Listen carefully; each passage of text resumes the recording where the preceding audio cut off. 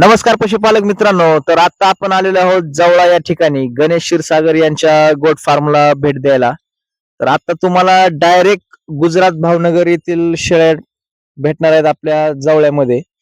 तर आता आपण ह्या ओरिजिनल अशा काटेवाडी शेळींची सविस्तर अशी माहिती त्यांच्याकडून घेऊ. तुम्ही बघू शकता एकदम दृष्टपुष्ट आणि जबरदस्त अशा शेळ्या आहेत. एकदम मोठ्या मोठ्या टपकळ टपकळ शेळ्या आहेत आणि त्यांच्याकडे पाट बोकड सगळ्या प्रकारच्या शेळ्या असन पाट बोकड असन विक्रीसाठी एकदम योग्य दरात उपलब्ध असतात आणि ते स्वतः गुजरातला जाऊन या सगळा स्टॉक घेऊन येत असतात. तर आपल्याला जर ओरिजिनल काटेवाडी जर पाहिजे असेल तर तुम्हाला आता इकडे तिकडे जाण्याची गरज नाही. तुम्ही सरळ जवळ्यामध्ये येऊन त्यांच्याशी कॉन्टॅक्ट करून या शेळ्या घेऊ शकता. तर आता आपण त्यांच्याशी सविस्तर अशी चर्चा करू. चर्चा करण्याच्या अगोदर आपण जर आपल्या चॅनलला नवीन असताना तर प्लीज चॅनल सबस्क्राईब करा, जेणेकरून तुम्हाला आपण बिटल शेळी असन कोटा असन काटेवाडी असन आपली उस्मानीबादी असन सगळ्या शेळ्यांचे गाई म्हशींचे व्हिडिओ तुमच्यापर्यंत आपण पोहोचत असतो. चॅनल सबस्क्राईब करा. नमस्कार गणेश शेठ. नमस्कार. तर किती किती महिन्यातून तुम्ही शेळ्या आणताय बरं तिकडून? 15 दिवसात. 15 दिवसात. हो. किती रुपयापासून किती रुपयापर्यंत शेळी असते तुमच्याकडे? आपल्याकडे पार्टी जर घेतली हा. तर 15,000 ते 18,000 पर्यंत. 15,000 ते 18,000 18,000 आणि हा. जर गाबली घेतली हम्म. तर 18,000 ते 22,000 24,000 पर्यंत. मोठी शेळी जर असेल तर हा. 24,000 पर्यंत जाते. मोठी शेळी असेल तर 24,000 पर्यंत 24,000 जाते. हम्म. तर या थोडं पुढे शेळ्यांमध्ये की दुधाला कशा राहतात बरं? बिटल सारखे राहतात का जरा कमी राहतात दुधाला? नाही ही शेळी जर आपण चांगली सांभाळली हा. तर 3 ते 4 लिटर दूध निघते हिला. चांगली सांभाळली तर 4 लिटर 3 पर्यंत ते 4 दूध लिटर निघतं. फिरून आणलं हा हा हा. घरी थोडंफार खुराक चारलं बर बर. तर 3 ते 4 लिटर पर्यंत मी स्वतः काढतोय. तर खुराक यांना काय द्यायला पाहिजे? काय यांना गहू किंवा मका हयाशीत मका टाकायची, गहू बी हयाशीत टाकायची, असं भरडा करायचं नाही काय नाही. आपल्या शेळ्या सगळ्या निवांत फिरताना दिसतात चरताना दिसतात. जर आपल्या एखाद्या जर पशुपालकाला जर बंदिस्त शेळी पालन यांचं करायचं म्हणलं तर जमन का? चालतंय ही मी दुपारपर्यंत बंदिस्त ठेवते. हा ना. दुपारून सोडतोय मी ह्यांना. बर बर बर.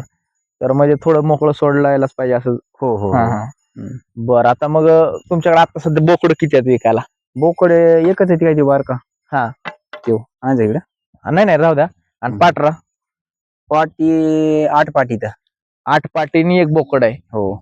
बर. आता ही जर बोकड आपल्याला दिसतंय तर एखाद्या जर पशुपालकाला जर घ्यायचं म्हणलं तर किती पर्यंत जाईल? काय आहे तुमचा अंदाज? त्याला साधारण आता सध्या मागणी ती 25,000 रुपयाची. 25,000 रुपयाची? हो. ओरिजिनल भावनगरची क्वालिटी ती.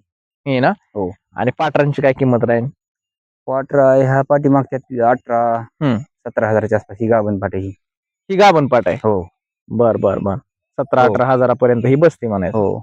मागणी द्यायची आता. म्हणजे आता ही तुम्हाला तेवढ्याला मागितली म्हणता? हो. आता किती महिन्याची गाभणी असेल काय अंदाज? ते 3-3.5 महिन्याच्या आसपास आहे. ही 3.5 सगळ्या महिन्याची. टोटल हा. 3-3.5 महिन्याच्या आसपास आहे. बर बर बर. आणि अशा मोठ्या शेळ्यांची काय किंमत राहील म्हणताय? तिला 24,000ची मागणी आता. कुठली? ती वरती चढत नाही त्या हा हा हा. त्या 2 शेजारी ती आहे. बर. म्हणजे ह्यांना 24 हजारांनी मागणी आहे. हो. ही एक आणि ही एक. बर. ती आता वरची ती लमानी तिला 22,000ची मागणी. ती वर नाही चढती. हा हा हा. ती लमानी शिंगाची. बरोबर. तर आता यांची करड होण्याची क्षमता किती आहे? 1 2 3 काय? 2 ते 3 चांगली सांभाळी तर 4 पर्यंत बी जातात करड्यांची. चांगलं सांभाळायला नेमकं काय काय करायला पाहिजे असे ह्यांना? थोडे फिरून आणले पाहिजेत. हा. घरी खाद्य दिलं पाहिजे, कुटी बिटी. आता ह्यांना तुम्ही सुक्या चाऱ्यामध्ये काय काय देताय? सुक्या चाऱ्यामध्ये वाटूक. बाटू. हा. हो. ते ह्याचा भरडा आणि ते हे भुसकट नसतं का तुरीचं भुसकट, तुरीचं भुसा बाटू. वाटूक, परत नंतर ते हे ज्वारीचं भुसकट. हा हा हा. ज्वारीचं भुसकट खात्यात काय? हो लय खाते. हा ना. आणखी जर कुटी करून जर चारली तुम्ही हा. तर कुटी बी लय खाते. येऊ द्या काय अडचण नाही. येऊ द्या. कुट्टी आपल्या गिनीगोलची. हो. गिन्नी गोल, मेगा शूट किंवा आपला मेथी घास. मेथी घासची पण कुट्टी करावी लागते का? कुटी केल्यावर व्यवस्थित खाते. हा का? हो. बर बर. तर बघू शकता पशुपालक मित्रांनो, अशा ह्या शेळ्या आहेत आणि ह्या सगळ्या आमच्या काटेवाडी शेळ्या आहेत. ज्यांना पण ह्या काटेवाडी शेळ्या घ्यायच्या आहेत त्यांनी त्यांचा मी नंबर स्क्रीनवर पण देतो आणि त्यांच्याकडून पण स्वतः त्यांच्या तोंडूनच आपण त्यांचा नंबर ऐकू. तुम्ही नंबर सांगा ना तुमचा. 9421 हा. 43 58 13. या नंबरशी कॉन्टॅक्ट करून तुम्ही अशा काटेवाडीची शेळ्या जातीवंत घेऊ शकताय. आणि ह्या माणसांची खरंच एक नंबर तळमळ आहे, जे स्वतः तिकडं गुजरातला भावनगरला जाऊन ह्या शेळ्या खरेदी करत असतात आणि आपल्या इथं आणून त्या शेतकऱ्यांना जे काही नवीन शेळी पालक जे आपले तरुण मित्र आहेत त्यांना ह्या करड असतील, शेळ्या असतील, मोठ्या शेळ्या, बोकड ही बेणूची बोकड असतील ही व्यवहारात शेवटी कमी जास्त होतच असतं. हे तुमच्या पद्धतीने तुम्ही शेळी बघून, बोकड बघून, पाखरू बघून ज्या त्या हिशोबाने व्यवहार करून असं व्यवस्थित इथं येऊन शेळ्या बघून प्रत्यक्षात तुम्ही खरेदी करू शकताय. तर त्यांचा नंबर मी स्क्रीनवर देतच आहे आणि त्यांचं लोकेशन आहे जवळा, तालुका जामखेड, जिल्हा अहिल्यानगर. तर या ठिकाणच्या ह्या शेळ्या आहेत. तर आता हे ह्यांचं आजारी पडायचं प्रमाण कसं आहे बरं आपल्या? आणखीन आमच्याकडे तर आजारी पडलीच नाही. आणल्यास एकही आजारी, आणि जरी थोडी नॉर्मल जरी ताप आली तर आपली पॅरासिटामॉल गोळी जी असती तीच द्यायची. जरी गाई लागली तर आपली ती माणसांची गोळी नसती 18 मोठी, ती 18 रुपयावाली, ती द्यायची. बरं. आता ह्यांना ताप आलेले आपल्याला लांबून कुचमा बिचमा मारलेला असं काय जाणवतं का? Direct असं चारा खात नाही. चेकच करावं लागतं? नाही, चारा खात नाही. मग आपण असं थोडा कान चेक करून बघावं. थोडे नॉर्मल गरम झाली तर पॅरासिटामॉल गोळी दिली, काय अडचण येत नाही. हा ना. तर बघू शकताय पशुपालक मित्रांनो, म्हणजे आपल्या वातावरणात पण तग धरून राहणाऱ्या ह्या शेळ्या आहेत. आतापर्यंत तुम्ही कुठल्या कुठल्या बाजारामध्ये शेळ्या घेऊन जाताय? मी बाजारात जातच नाही, इथं डायरेक्ट जागेवर जातात. हा ना. हो. कुठनं येतात बरं तुमच्याकडे शेळी पालक? कुसळम, मोहा, हा. आणि एक ते नगरपाशी पाटीलची चोंडी. बर. हे करमाळा तालुक्यात दहेगाव का आहे ना. हा. परत भालेवाडी, परत देवळाली, देवळगाव, तिकडून गिराईक येते. बरं. म्हणजे आपल्या आसपासच्या पंचकृषीतले सगळे शेळी पालक तुमच्याकडे येतात काटेवाडीच्या खरेदीसाठी.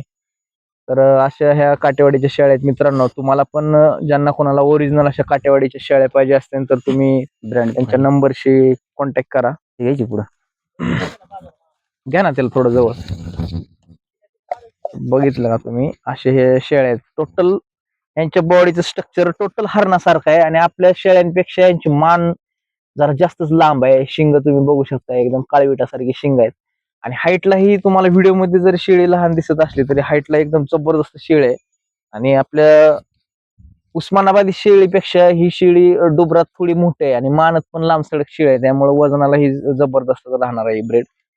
आता ही शेळ्याची थोडं डरंगळत आहेत, ह्यांना काय आता उपाय बरं? तिला ती आजच डरवायला लागली. तिला काय ती माणसांची गोळी दिली का जुलाबाची, ती चालली. आता यांची चालायची पद्धत जर बघितलं तर एकदमच टॉप मध्ये चालतात, हाय का नाही? हो. असे आवाज दिली तर पाठीमाग चालते ते. हा ना. हो. ओरिजिनल काटेवाडी कसं ओळखायचं बरं? आता ही हरणासारखी दिसते एकदम, ह्या बाकीच्या जरा नॉर्मल दिसतात. ह्याची कसं असतं, मान मोठी असते आणि शिंग पण मोठे राहतात. बर. गोलुली राहते त्यांना. हा. तर ओरिजिनल म्हणायची ती. आता शिंग बारक्या कार्डांना तर नसणार आहेत. करड कशी ओळखायची आपण? ओरिजिनल करड आपण घेतलंय ते कान लांब राहतात, त्यांना गलुली राहतात. त्याच्यावर मग ती समजा हे काटेवाडी. सर्रास सगळ्यांनाच गलूल राहतेच का? हो, काटेवाडीला ओरिजिनल काटेवाडी असली ना तिला गलुली राहतेच. होय ना. तर पशुपालक मित्रांनो, तुम्ही असे ही ओरिजिनल शेळी ओळखून पारखून एकदम व्यवस्थित असं पारदर्शक व्यवहार करून ह्या शेळ्या असतील, बोकड असतील, करड असतील खरेदी करू शकताय. तर तुम्ही दिलेल्या नंबरशी कॉन्टॅक्ट करा आणि एक वेळेस अवश्य या ठिकाणी येऊन भेट द्या. एकदम उत्तम दर्जाच्या टॉप क्वालिटीच्या शेळ्या आहेत आणि एकदम व्यवस्थित तुम्ही बघू शकताय. आपल्या अशा रानामध्ये ह्या चरतायत आणि एकदम सुरेख अशा शेळ्या आहेत. ज्यांना पण घ्यायच्या आहेत त्यांनी संपर्क करा. व्हिडिओ शेवटपर्यंत पाहिल्याबद्दल धन्यवाद.